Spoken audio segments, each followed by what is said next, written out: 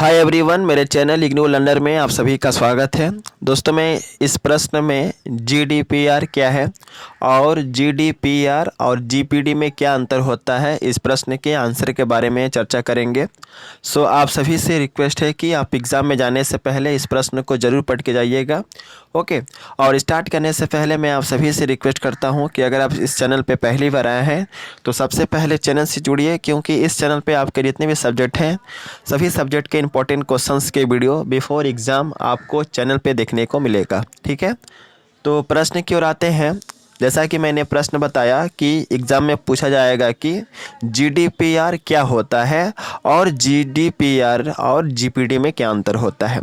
तो सबसे पहले आपको आंसर के अंतर्गत हेडिंग देना है और हेडिंग के तौर पे लिखना है जीडीपीआर। ठीक है, इसके आंसर के अंतर्गत आपको लिखना है कि जीडीपीआर जो होता है ना, उसका पूरा नाम जनरल डाटा प्रोटेक्शन रेगुलेशन है।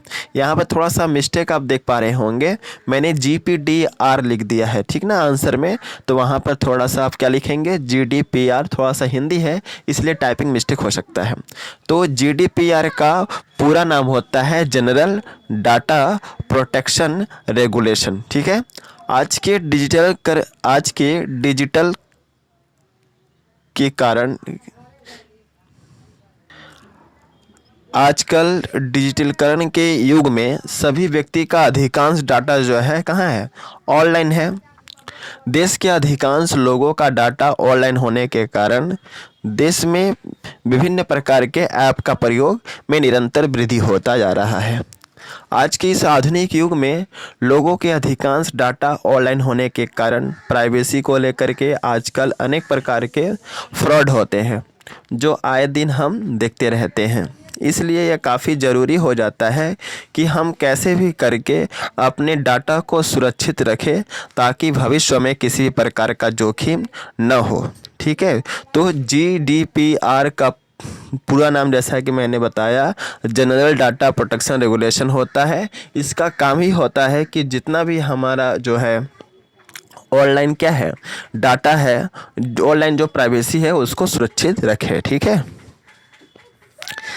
इसके बाद आपको पैराग्राफ चेंज करके लिखना है कि जनरल डाटा प्रोटेक्शन रेगुलेशन भी एक तरह का एक ऐसा नियम है जो इस देश में रहने वाले सभी नागरिकों के प्राइवेसी को गोपनीय रखने का कार्य करती है। ठीक है, आप ऐसे भी लिख सकते हैं कि जनरल डाटा प्रोटेक्शन रेगुलेशन भी एक तरह का एक ऐसा नियम है जो इस देश में रहने वाले सभी नागरिकों के प्राइवेसी को गोपनीय रखने का, यानी कि सीक्रेट रखने का कार्य करती है, ताकि उस व्यक्ति को भविष्य में उसके व्यक्तिगत डाटा से रिलेटेड जोखिम न उठाना पड़े। आज के आधुनिक युग में दुनिया भर में ऐसे बहुत सारे कंपनियां हैं जो लोगों के व्यक्तिगत डेटा को संग्रहित करती है और उन्हें गोपनीय रखती है ताकि भविष्य में किसी भी प्रकार का जोखिम न हो सके।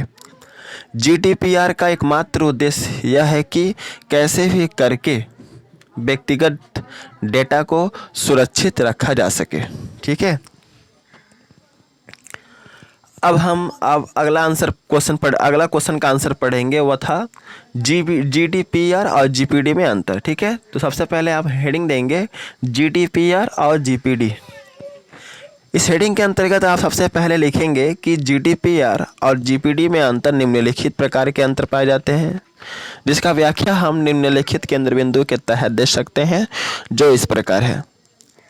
सबसे पहला नंबर पॉइंट में आपको लिखना है कि जीडीपीआर में नाम, पता, ईमेल, नागरिक के विशिष्ट आईडी कार्ड आदि सूचना के अलावा इसमें व्यक्ति का बायोमेट्रिक, आनुवंशिक, आर्थिक और सामाजिक पहचान आदि सम्मिलित रहता है।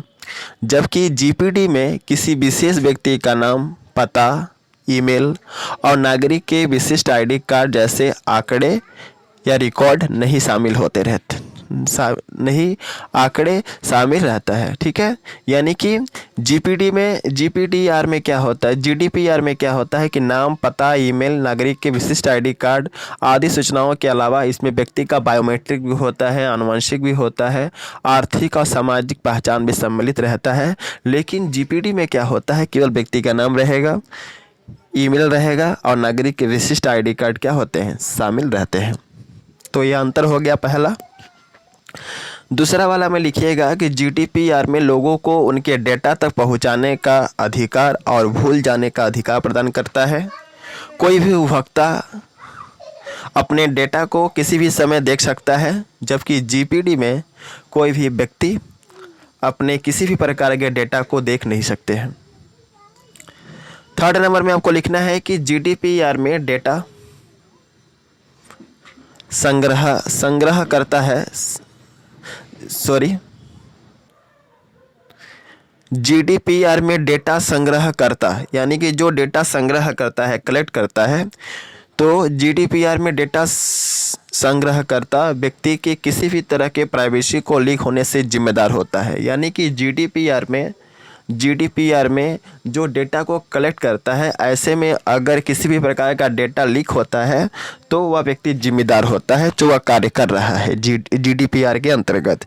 जबकि GPD में इसमें किसी प्रकार का गलती होने से केवल डाटा कंट्रोलर ही जिम्मेदार होता है। ठीक है, तो यहाँ पे मैंने बता दिया कि GDPR क्या होता है और GDPR और GPD में क्या अंतर होता है। यहाँ पे मैंने शायद अच्छे तरीके से समझाया हो, और अगर आपको थोड़ा सा समझने में दिक्कत हुआ होगा तो आप कमेंट सेक्शन के जरिए जो है मुझे बता सकते हैं। और यहाँ पे मैं कहना चाहूँगा कि अगर आपको इसका PDF चाहिए तो आप टेलीग्राम चैनल से जुड़िए। वीडियो के डिस्क्रिप्शन में टेलीग्राम चैनल का लिंक है और अलग से मैंने प्लेलिस्ट बना रखा है जहाँ पे बहुत सारा वीडियो है। सारे वीडियो को देख लीजिए जिससे कि आप इस सब्जेक्ट में अच्छा स्कोर कर पाएँ। So best of luck for all of you for exam and thanks for watching my video. जय हिंद, वंदे मातरम।